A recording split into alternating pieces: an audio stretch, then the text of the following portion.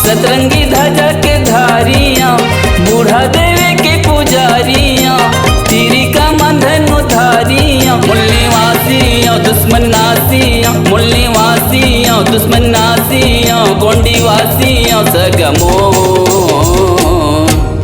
जल जंगल जमीन के मालिक आदिवासियां, जल जंगल जमीन के मालिक आदिवासियां, बड़ा देवी के पुजारियां, सतरंगी ध्वजा के धारियां, बूढ़ा देवी के पुजारियां, तीरी का मंधन उधारियां, मुल्लीवासियां दुश्मन नासियां, मुल्लीवासियां दुश्मन नासियां, गोंडीवासियां सगमो। जल जंगल जमीन के मालिक आदिवासियां, जल जंगल जमीन के मालिक आदिवासियां।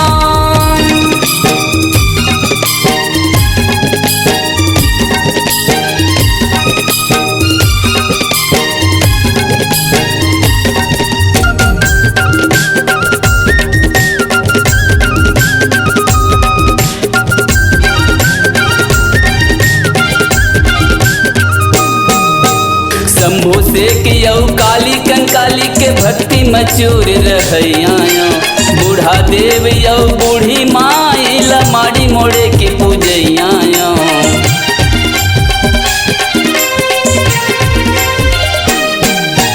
शंभू से कियो काली कंकाली के भक्ति मचूर रहैया, बूढ़ा देव यो बूढ़ी माई लमाड़ी मोड़े के पूजैया। कोयावंशियों सूर्यवंशियों, कोयावंशियों सूर्यवंशियों, राजवंशियों सगमो। जल जंगल जमीन के मालिक आदिवासियों, जल जंगल जमीन के मालिक आदिवासियों।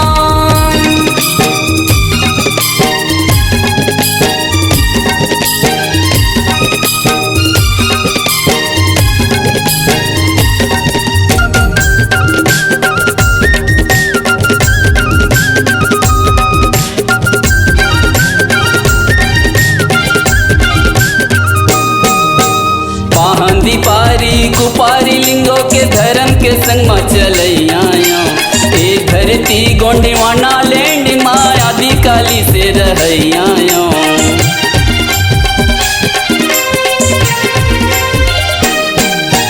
पाहंदी पारी कुपारी लिंगों के धर्म के संग में चलैया, एक धरती गोंडीवाना लैंड माया आदि काली से रहैया। चंद्रवंशियों गंगवंशियों, चंद्रवंशियों गंगवंशियों, नागवंशियों सगमो। जल जंगल जमीन के मालिक गोंडीवंशियों, जल जंगल जमीन के मालिक गोंडीवंशियों, बड़ा देवी के पुजारियां, सतरंगी ध्वजा के धारियां, बूढ़ा देवी के पुजारियां, तीरी का मंधन उधारियां, मुल्लीवासियां दुश्मन नासियां, मुल्लीवासियां दुश्मन नासियां, गोंडीवासियां सगमो।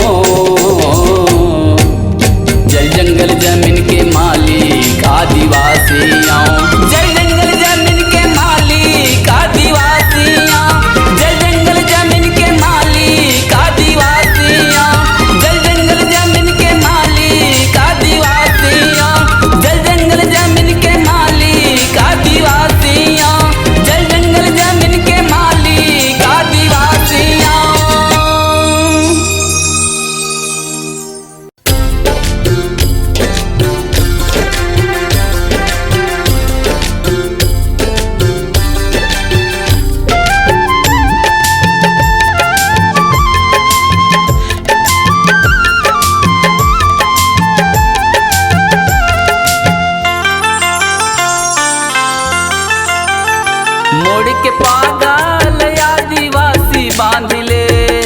पियर पागल कोया साथी बांध ले तोरे पागम राज के बात हावे तोरे पागम इतिहास के बात हावे तोर पागम राज के बात हावे तोर पागम इतिहास के बात हावे मोड़ के पागल आदिवासी बांध ले पियर पागल कोया साथी बांध ले तोरे पागम राज के बात हावे तोरे पागम इतिहास के बात हावे तोर पागम राज के बात हावे तोर पागम इतिहास के बात हावे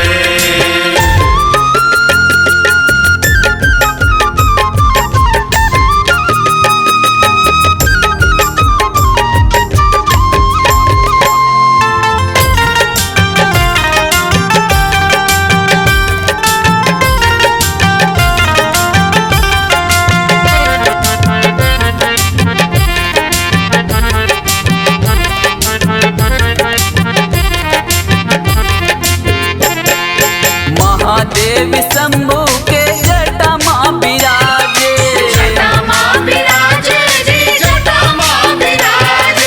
अठासी पीढ़ी के लेखा जोखा है महादेव शंभु के जटा माँ विराजे 88 पीढ़ी के लेखा जोखा है जिहा चंदा सूरज के वास हावे जिहा चंदा सूरज के वास हावे तोरे पागम राज के बात हावे तोरे पागम इतिहास के बात हावे तोर पागम राज के बात हावे तोर पागम इतिहास के बात हावे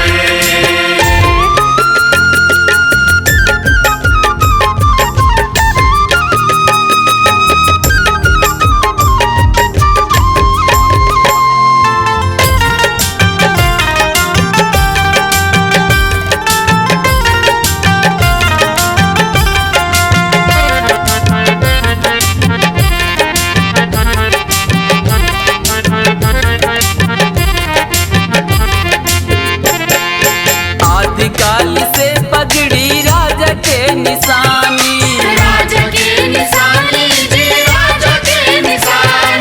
पियर चाउर टीका लगे निचल तोरी बानी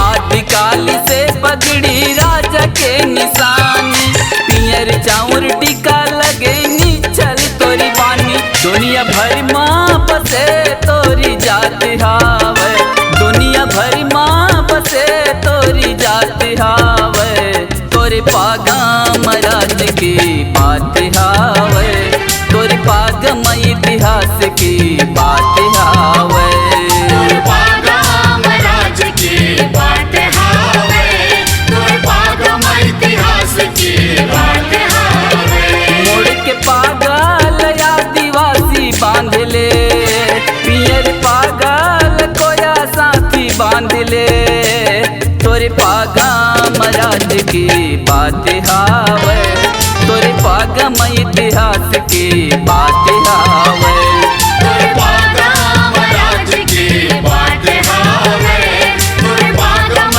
इतिहास के बात हावे तोरे पागम राज की बात हावे तोरे पागम इतिहास की बात हावे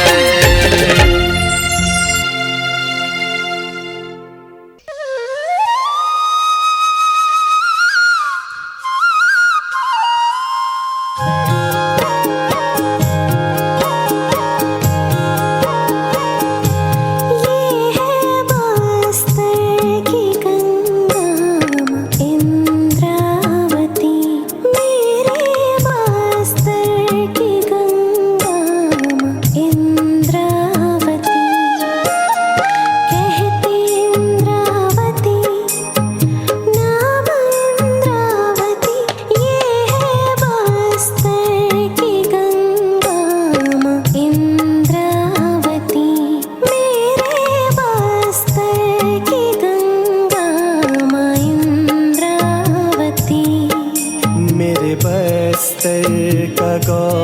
सब है, बस्तर को सींचे है, बस्तर को प्राण है देती।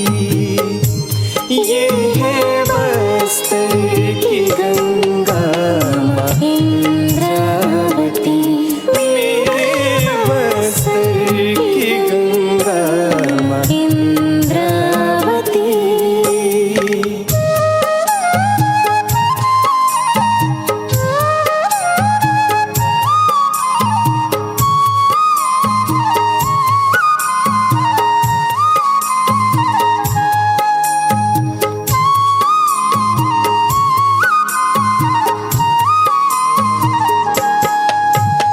शंखिनी डंकिनी सहायक नदी, बहती सदा चाहे बीते सदी। शंखिनी डंकिनी सहायक नदी, बहती सदा चाहे बीते सदी।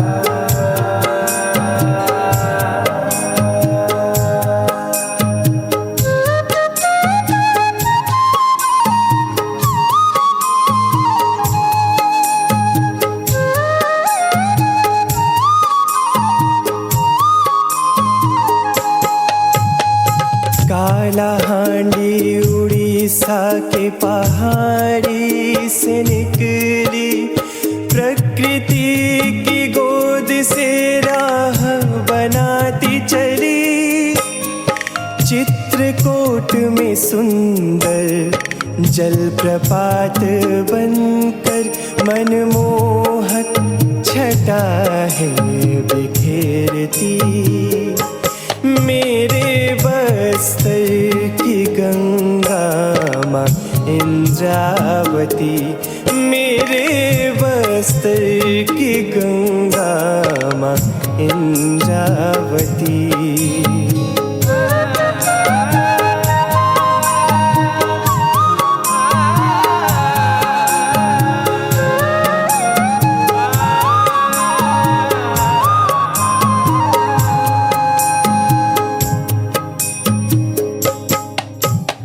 बस्तर की रमणीयता तुम बिन अधूरी, इंद्रावती नाम से होती है पूरी।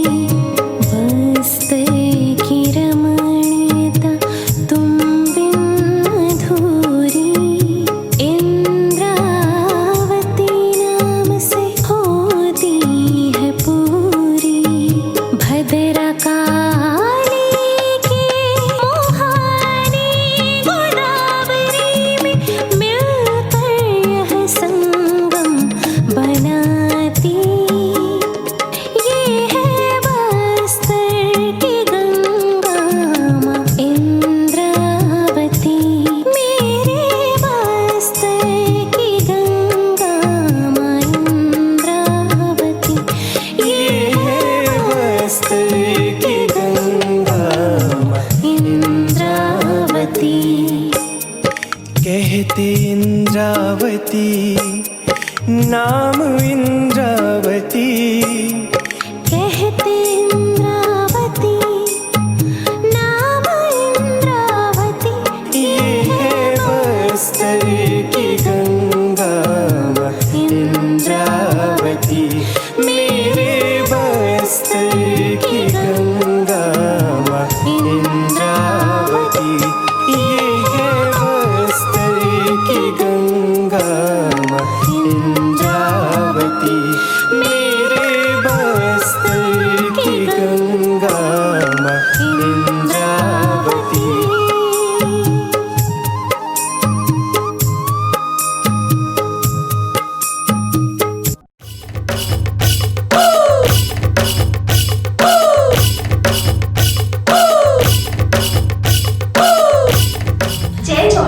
साथियों, आइए हम अपने छत्तीसगढ़ की लोक संस्कृति को जानने का प्रयास करते हैं। रेखी छत्री के संयोजन और निर्देशन में छत्तीसगढ़ के कबीरधाम जिले के बैगा आदिवासियों का बैगा कर्मा नृत्य, दंतेवाड़ा जिला के बीजापुर क्षेत्र के वाड़िया आदिवासियों का गौर नृत्य, रायगढ़ जिले का ठिसके नृत्य और दंतेवाड़ा जिले का माड़ी कर्मा नृत्य के दर्शन कराते हैं।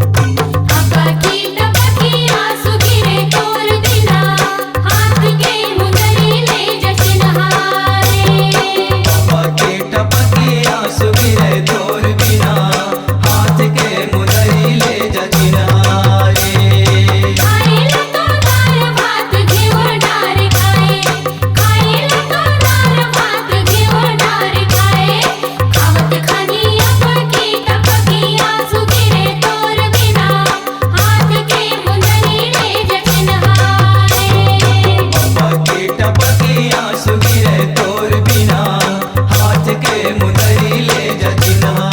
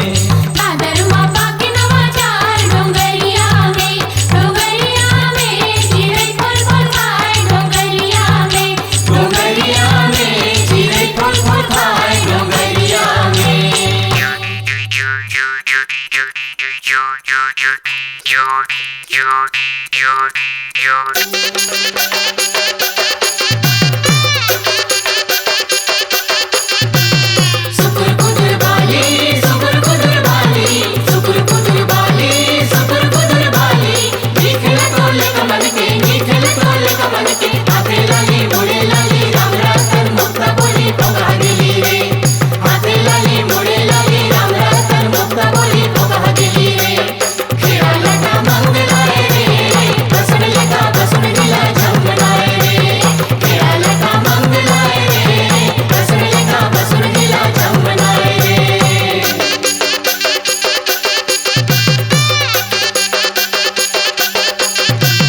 करिया मटिक बाली करिया मटिक बाली करिया मटिक बाली करिया मटिक बाली निखिल तोले कमल के निखिल तोले कमल के हाथे लाली मोड़े लाली राम रतन मुक्ता बोली पोगा दिली रे हाथे लाली मोड़े लाली राम रतन मुक्ता बोली पोगा दिली रे चंपा लगा मंगलाए रे बसन लगा बसन दिला जमनाए रे चंपा लगा मंगलाए रे बसन लगा बसन दिला जमनाए रे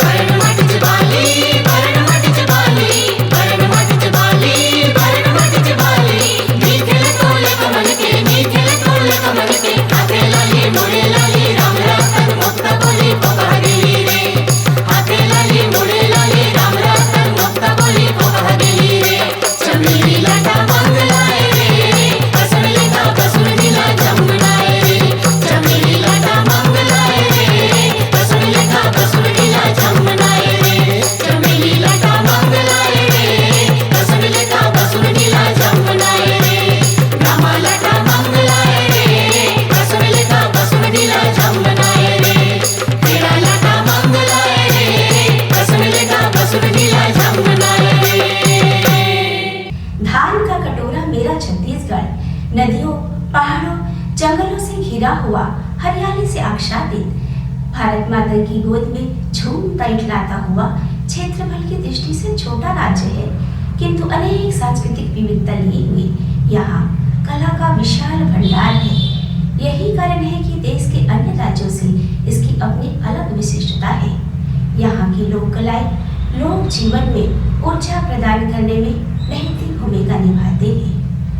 इसी दिशा में छत्तीसगढ़ की लोक संस्कृति को अक्षुण्य बनाने के लिए छत्तीसगढ़ के लोक वाद्य संग्रह श्री रेखी छत्री के 40 वर्षों का अथक प्रयास रहा है। उन्होंने पूरे छत्तीसगढ़ में घूम घूम के चाहे पहाड़ों जंगलों दुर्गम क्षेत्रों से 170 लोक वाद्यों का शोध संवर्धन और संरक्षण करके अपने निजी संग्रहालय में संजो के रखे हैं और साथ ही साथ पूरे छत्तीसगढ़ में होने वाले लोक नृत्यों का भी संग्रह किया।